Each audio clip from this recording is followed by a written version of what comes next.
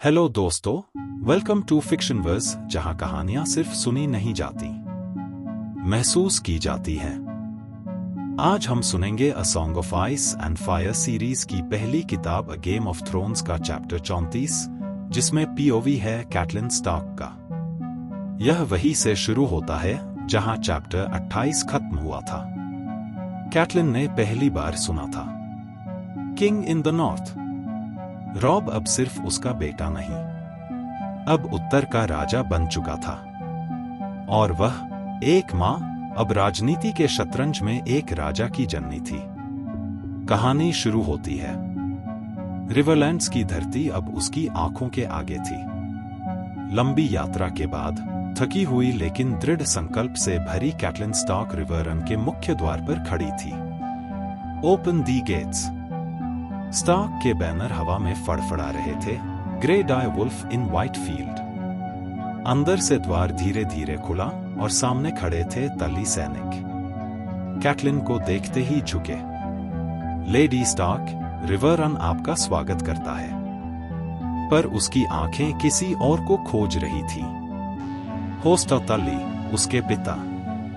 वह जानती थी कि उनके दिन अब गिने चुने रह गए थे, और एक बेटी के लिए यह यात्रा सिर्फ युद्ध की नहीं, भावनाओं की भी थी। ब्रायन अब भी उसके साथ थी, उसके पीछे साए की तरह चलती हुई। उन दोनों की आंखों ने बिना कुछ कहे बहुत कुछ बांट लिया था इस सफर में। कैटलिन का मन कई दिशाओं में भाग रहा था। रॉब अब उत्तर का राजा है, पर क्या वह युद्ध के लिए तैयार है? नेड, उसका हाल क्या होगा? वो कैद में है या आर्य और सांसा दोनों कहां होंगी? जॉन अब कैसा होगा दीवार के उस पार? इन सारे सवालों के जवाब किसी के पास नहीं थे। रिवर रन के भीतर कैटलिन ने आखिर अपने पिता के कक्ष में कदम रखा। बिस्तर पर एक थका हुआ, बुझा हुआ सा चेहरा था, पर आंखें अब भी पहचानती थी। कैट। उस आवाज में अब भी वही अपनापन था, वो जो सिर्फ एक पिता दे सकता है। कैटलिन घुटनों के बल बैठ गई, उनका हाथ पकड़ा। मैं आ गई, पिता, आपसे मिलने। होस्ट तली की आंखों से आंसू छलक पड़े।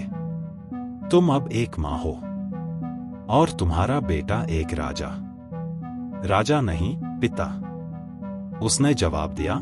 अभी सिर्फ एक लड़का है जो युद्ध लड़ रहा है, और मैं डरती हूं कि उसे उन सड़कों का भी अंदाजा नहीं जिन पर वो चल पड़ा है। होस्ट ने उसकी हथेली दबाई। स्टार्क्स हमेशा सही रास्ता ढूंढ लेते हैं। कैटलिन ने उनकी बात काटी। पर वो रास्ता कहाँ है जब अंधेरा चारों ओर फैला हो? बाहर मैदान में, रिवर रन के खेमों में। रॉब स्टार्क ने अपने बैनरमैन को इकट्ठा किया था। ग्रेट जॉन अंबर, रिकर्ड कास्टार्क, रूस बोल्टन और दूसरे नॉर्दर्न लॉर्ड्स। राजनीति की चालें, वफादारियों की परीक्षा और युद्ध की रणनीतियां। हर खेमे में सिर्फ एक ही विषय था, टाइविन लैनिस्टर और उसका बड़ा हमला। कैटलिन जानती थी, रॉब को एक मां की नहीं, अब एक सलाहकार की जरूरत है, और वो तैयार थी। स्टार्क नाम के लिए, तली खून के लिए, और नेड के सम्मान के लिए। रॉब युद्ध की रणनीतियों पर चर्चा कर रहा था। उसके सामने रिवर रन का बड़ा नक्शा फैला था, नदी की धाराएं, पुलों की स्थिति, और पश्चिम में फैली वो जमीन जहां टाइविन लैनिस्टर की सेनाएं डेरा डाले बैठी थी। कैटलिन खामोशी से दरवाजे के पास खड़ी रही, जब तक कि रॉब की नजर उस पर नहीं पड़ी। मां, उसने कहा, थोड़ी राहत की सांस के साथ। तुम्हें मेरी जरूरत है, कैटलिन ने सीधे कहा, और सिर्फ मां की तरह नहीं। रॉब ने सिर हिलाया। हमें एक फैसला करना होगा। लैनिस्टर सेना करीब है। कुछ कहते हैं हमें उन पर हमला करना चाहिए, कुछ कहते हैं टाइविन से बचना चाहिए और जैमे की तरफ बढ़ना चाहिए। जैमे के पास कैटलिन स्टार्क की 2 बेटियां हैं, रूस बोल्टन ने कहा। जैमे ने उन्हें नहीं पकड़ा, कैटलिन ने ठंडे स्वर में कहा। सर्सी ने किया है। लेकिन जैमे के पास नेड स्टार्क का सम्मान है। अगर कोई चीज बची है तो क्या तुम चाहती हो हम जैमे को छोड़ दें? ग्रेट जॉन ने पूछा। मैं चाहती हूं कि तुम सोच समझकर कदम उठाओ, कैटलिन ने कहा। हर युद्ध सिर्फ तलवार से नहीं लड़ा जाता। कुछ जीते खून बहाने से नहीं, रणनीति से मिलती हैं। रॉब ने नक्शे पर उंगली रखी। अगर हम वेस्टलिंग हिल्स की ओर बढ़ते हैं, हम टाइविन की सेना से बच सकते हैं और जैमे को पीछे से घेर सकते हैं। लेकिन वो रास्ता लंबा है, रिकर्ड कास्टाक ने कहा। और अगर टाइविन हमला करता है तब हमें लड़ना होगा, रॉब ने कहा। उसकी आवाज में पहली बार एक राजा की गूंज थी। कैटलिन उसकी आंखों को पढ़ने की कोशिश कर रही थी। वहां भय था, लेकिन उसके नीचे एक सख्त जिद, एक लोहा सा इरादा। रॉब, उसने धीमे स्वर में कहा, तुम्हें खुद को साबित करना होगा। बैनरमैन ने तुम्हें राजा कहा है, लेकिन वो तुम्हारे हर फैसले को परखेंगे। अगर तुम हारते हो तो सिर्फ युद्ध नहीं, उनका विश्वास भी खोओगे। क्या तुम मुझ पर विश्वास करती हो? रॉब ने पूछा। तुम मेरे बेटे हो, कैटलिन ने कहा, और अब मेरे राजा भी। मैं तुम पर विश्वास करती हूं। लेकिन यह युद्ध सिर्फ स्टार्क और लैनिस्टर के बीच नहीं है। इसमें हर घर की राजनीति शामिल है। रिवर रन को भी सुरक्षित रखना होगा। उसी समय मेस्टर वाइमन कक्ष में आया। लेडी स्टार्क, लॉर्ड होस्टर फिर से अचेत हो गए हैं। कैटलिन ने एक गहरी सांस ली। पिता की बीमारी, बेटा राजा बन चुका, पति की कैद, बेटियों का अतापता नहीं। हर दिशा से जिम्मेदारियां उसे घेर रही थी। मैं आती हूं, उसने कहा, और रॉब के पास रुकते हुए बोली, ध्यान रखना, कभी कभी जो हमला करता है वही कमजोर पड़ता है। जो इंतजार करता है वही मौके को पकड़ता है। रॉब ने सिर झुकाकर जवाब दिया, मैं सीख रहा हूं, मां। कैटलिन पीछे मुड़ी, लेकिन उसका दिल यहीं रह गया था, युद्ध के उस नक्शे पर, जहां एक बेटा एक राजा बनने की कोशिश में न जाने कितने खून और आंसू बहाने वाला था। कैटलिन भारी कदमों से रिवर रन के गलियारों में चली जा रही थी। पत्थरों की दीवारें, जिनके बीच उसने अपना बचपन गुजारा था, अब उसे अजनबी सी लग रही थी। हर मोड़ पर उसे कोई पुरानी याद छू जाती। एक छोटी कैटलिन जो अपने पिता के कंधों पर बैठती थी, लाइसा के साथ गले लगकर हंसती थी, या लिटिल फिंगर को शतरंज में हराने की कोशिश करती थी। लेकिन अब सब बदल चुका था। लाइसा दूर, भयभीत और कट्टर हो चुकी थी। पिटायर अब उनका दुश्मन था। और रिवर रन युद्ध के मुहाने पर एक गढ़ बन चुका था। जब वो होस्टर ताली के कक्ष में पहुंची, मेस्टर वाइमन एक तरफ बैठा कुछ औषधियां मिला रहा था। होस्ट की सांसें भारी थीं, जैसे हर एक सांस एक युद्ध हो। कैटलिन धीरे से उनके बिस्तर के पास बैठी। कैट, उनकी बूढ़ी आवाज कांप रही थी। मैं यही हूं, पिता, उसने उनका हाथ थामा। रॉब, अच्छा लड़का है। उनकी आवाज में एक पिता की आखिरी उम्मीद थी। वो स्टार्क है, और ताली भी। वो जो करेगा, नाम रोशन करेगा। होस्ट की आंखें भीग गईं। तुमने उसे बड़ा किया। नेड ने उसे सिखाया। अब वह तुम्हारा और मेरे खून का वारिस है। कैटलिन ने उनकी हथेली चूमी। वो राजा है, लेकिन अब भी मेरा बेटा है। एक पल के लिए होस्ट ने आंखें बंद कर ली। फिर फुसफुसाए, तुम्हारी बहन, उसने माफ नहीं किया मुझे। लेकिन तुम, मेरी कैट, तुम मेरी बेटी बनी रही, हमेशा। कैटलिन के गालों पर आंसू बह निकले। वो जानती थी, यह एक पिता का विदाई संदेश था। आपने मुझे हमेशा प्यार दिया, पिता, और अब मैं वही करूंगी जो आपका नाम और नेड का सम्मान बनाए रखे।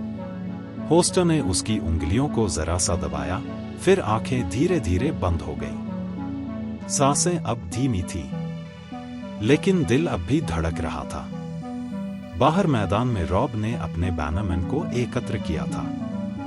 हम टाइविन पर सीधा वार नहीं करेंगे, रॉब ने कहा। हम जैमे को पहले काटेंगे। अगर जैमे हारा तो सर्सी का संतुलन बिगड़ेगा और मेरे पिता को वापस लाने का मौका मिलेगा। रिकर्ड कास्टाक ने गर्दन झुकाई। लॉर्ड स्टार्क के लिए, नॉर्थ के लिए रूस बोल्टन ने जोड़ा। विंटरफेल के लिए ग्रेट जॉन ने गूंजते स्वर में कहा। रॉब ने अपनी तलवार उठाई, जिसे उसने कोल्ड स्ट्रीम से मंगवाया था। नॉर्थ रिमेंबर्स, उसने कहा। नॉर्थ रिमेंबर्स, बाकी सब ने दोहराया। कैटलिन खेमे के एक किनारे से यह सब देख रही थी। अब उसका बेटा सच में एक राजा बन रहा था। उसकी पीठ अब सीधी थी, आंखों में निर्णय था और आवाज में एक तेजी जिसे वो नेड स्टार्क की यादों में पहचानती थी। लेकिन मां होने के नाते उसकी चिंता और बढ़ चुकी थी। जैसे जैसे युद्ध की तैयारियां तेज हुईं, कैटलिन ने ब्रायन को बुलाया। हमें हैरेनहल पर नजर रखनी होगी, उसने कहा। अगर टाइविन वहां गया तो रॉब का रास्ता काट सकता है। ब्रायन ने सिर हिलाया। मैं तैयार हूं। और जैमे? कैटलिन की आंखों में एक अलग ही भाव था। हमें उससे बात करनी होगी, किसी भी सूरत में। ब्रायन चौंकी। आप उसका सामना करेंगी? अगर मेरे पति की जान बच सकती है तो हाँ, कैटलिन ने दृढ़ स्वर में कहा। मां की ममता तलवार से तेज होती है, और अगर मुझे नेड को बचाने के लिए जैमे से बात करनी पड़े तो मैं पीछे नहीं हटूंगी। ब्रायन कुछ पल कैटलिन के चेहरे को देखती रही, जहां एक मां का डर था, लेकिन उससे भी बड़ी थी उसका हौसला। तो आप जैमे से मिलेंगी? ब्रायन ने धीरे से पूछा। कैटलिन ने सिर हिलाया। हाँ, लेकिन अकेले नहीं। तुम्हें मेरे साथ रहना होगा। ब्रायन ने तुरंत गर्दन झुका दी। मैं आपका आदेश मानूंगी, माय लेडी। रिवर रन के पत्थरों से बने कक्ष में कैटलिन को जैमे लैनिस्टर से मिलने की अनुमति मिली, एक कैदी के रूप में जो अब युद्ध का सबसे मूल्यवान मोहरा बन चुका था। वो सीढ़ियां उतरती रही, तहखाने के अंधेरे में, जहां केवल मशालों की रोशनी कांपती थी और सीलन भरी हवा में गूंजते थे जंजीरों के स्वर। जैमे लोहे की सलाखों के पीछे बैठा था। उसकी सुनहरी बालों में अब धूल और खून की परत थी और चेहरा थकान से भरा हुआ, लेकिन आंखों में अब भी वही अहंकार, वही ताना देने वाली चमक। लेडी स्टार्क, उसने मुस्कुराकर कहा, कितनी कृपा है।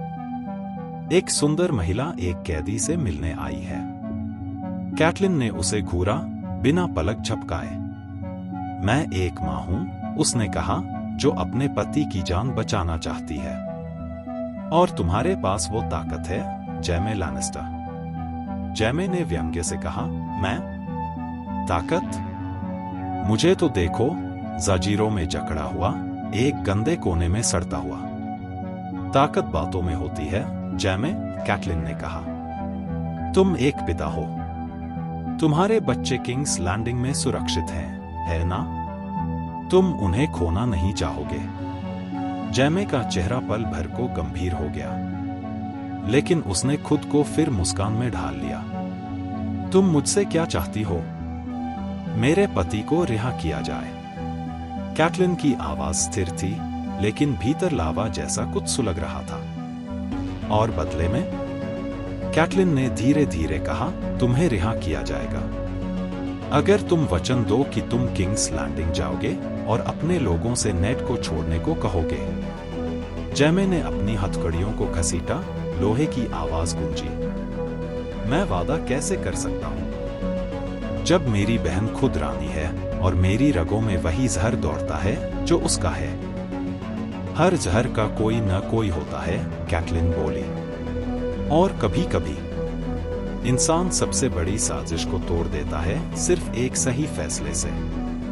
जैमे एक पल चुप रहा, फिर उसने गहरी सांस ली, उसकी आंखों की चमक धीमी पड़ी। तुम्हारा बेटा राजा बन चुका है, कैटलिन स्टार्क। और राजा फैसले लेते हैं, पर अक्सर माताएं उन्हें रास्ता दिखाती हैं। कैटलिन ने उसे देखा, अब वो केवल जय में नहीं, बल्कि युद्ध के बीच का एक द्वार बन चुका था। उसे नहीं पता था कि जय में सच बोलेगा या फिर धोखा देगा। लेकिन एक माँ का दिल जब उम्मीद की आखिरी डोर थामता है, तो वह खुद को आग में भी डाल सकता है। उसी रात कैटलिन अकेली खड़ी थी रिवर रंग की सबसे ऊंची मीनार पर। नीचे बैनरमैन के टेंट्स में मशालें जल रही थी और कहीं दूर जंगलों में युद्ध की परछाइयां मंडरा रही थी। उसने धीरे से खुद से कहा, नेड, अगर कहीं मेरी आवाज पहुंच रही हो तो जान लो मैं लड़ रही हूं। तुम्हारे लिए, हमारे बच्चों के लिए और उस वादे के लिए जो हमने सर्दियों की रातों में किया था। क्या आप कैटलिन के जैमे के साथ समझौते के फैसले से सहमत हैं? क्या एक मां को इतनी बड़ी राजनीतिक बाजी खेलनी चाहिए? अगर आप रॉब के स्थान पर होते तो क्या जैमे को छोड़ते? नीचे कमेंट में जरूर बताइए। ये थी कैटलिन स्टार्क की जंग, तलवार से नहीं पर शब्दों और निर्णयों से लड़ी गई एक जंग। फिक्शन वर्स में कहानियां केवल सुनी नहीं जाती, महसूस की जाती हैं। मिलते हैं अगले चैप्टर में एक और पीओवी, एक और दिल को छू जाने वाली कहानी के साथ। तब तक याद रखिए, north remembers. Stay tuned. Video को लाइक कीजिए, सब्सक्राइब कीजिए फिक्शन वर्स को और कमेंट कीजिए और कहानी को दिल से महसूस करते रहिए।